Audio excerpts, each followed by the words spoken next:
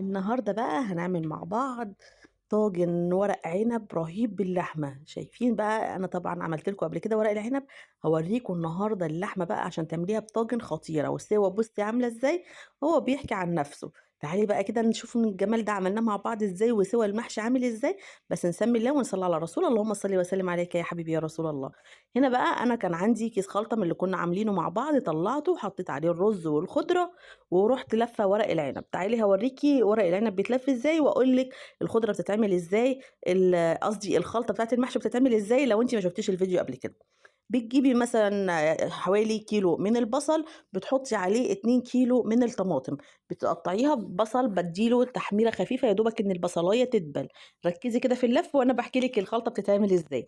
بعد ما البصل يا دوبك دِبل تكوني جايبة بقى يا إما الصلصة اللي إحنا بنعملها مع بعض، يا إما تجيبي 2 كيلو طماطم تضربيهم في الخلاط وتنزلي على البصل وتسيبيهم بقى كده لمّا يتسبكوا. طيب إيه التوابل اللي بتحطيها يا شيماء؟ باحط ملح وباحط فلفل، باحط شوية شطة، باحط شوية كمون صغيرين، وباحط نعناع. وقلّبي كل الكلام ده مع الخلطة بتاعتِك وسيبيها لمّا تتسبِّك وتبقى حلوة جدًا وتكون متسبِّكة. خلاص بقى كده تعالي هاتي الرز بتاعِك بقى كده، حوالي كيلو من الرز وحطيه على الخلطة للمحشي. كل ما كتّرتِ له البصل كل ما جميل، وكل ما كتّرتِ له الخضرة كل ما كان أحلى وأحلى. تعالي بقى كده خلاص قُلت لِك الخضرة بتتعمل إزاي والخلطة بتتعمل إزاي. هاتي بقى الخضرة مشكّلة وروحي بقى إيه، اغسليها كويس ونضّفيها وغرّطيها وحطيها، تمام. أنا باحب أخرّط الخضرة تكون صغنونة خالص، ما باحبش وإحنا بناكل تيجي الخضرة في بُقِّك كده وتضايقِك. وبتلفّي بنفس الشكل اللي أنتِ شايفاه كده، بتحطّي الورقة، تحطّي الناحية الناعم على إيدِك والخشن من فوق من وشِّك، يعني الناحية الخشن بتاع ورقة العنب بنحط عليه الرز، زي ما أنتِ شايفة كده الناعم باحطّه على بطن إيدي، ولو في حاجة مفتّحة باحطّها كده بالِمّها على بعض وألِف الورق العنب زي ما أنتِ شايفة. حابة تلفّيه على ترابيزة أو في طبق براحتك خالص. خلاص هنا بعد ما خلّصنا بقى كمية ورق العنب ولفّيناها وخلّصناها، تعالي بقى هنشوف هنعمل إيه في اللحمة الخطيرة. أول حاجة معايا بقى اللحمة بتاعتي كيلو من اللحمة عادي خالص اللي هي بنسلُقها، تمام. أنا ما عنديش كان steak عايزة أعمل طاجن ورق عنب، لازم بقى اللحمة الsteak والّا البوفتيك؟ لأ خلاص، أنا ما عنديش steak، جِبت اللحمة اللي أنا باسلُقها وباقطّعها شرايح رفيّعة كده، أجيب القطعة وبالسكينة أقطّعها لشريحتين يبقوا رفيّعين. هاتي حلة على النار فيها شوية من الزيت أو السمنة البلدي، سيبيهم يسخنوا أوي عشان عايزة اللحمة تاخد صدمة، وحطي اللحمة كده لحد ما تغيّر اللون بتاعها وقلّبي، قلّبي فيها لحد ما تغيّر لونها خالص.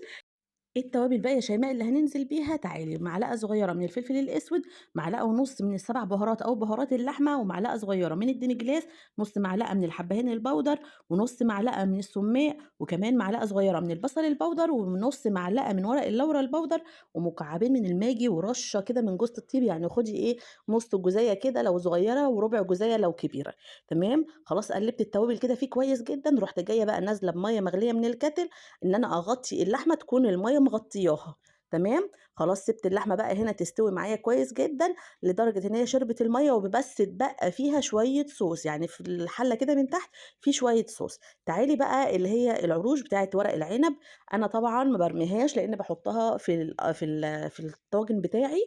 جِبت بقى اللحمة هنا زي ما أنتِ شُفتِ، بُصّي سايبة فيها شوية صوص إزاي، نزّلت بقى الملح بتاعي على حسب الرغبة، ورُحت نازلة بمعلقة صغيرة من دبس الرمان وقلّبيهم كده، وهاتي اللحمة بتاعتِك بقى رُصيها. لو حابة تحطّي من تحت بقى شرايح طماطم وشرايح بصل وبتاكليها حطّيها، لكن أنا عشان ما باكلهمش فحرام إن أنا باستحرم إن أنا أحطّهم وأقطّعهم في الآخر أرميهم.